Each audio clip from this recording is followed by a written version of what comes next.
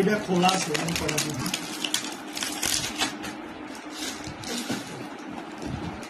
chocolate Khan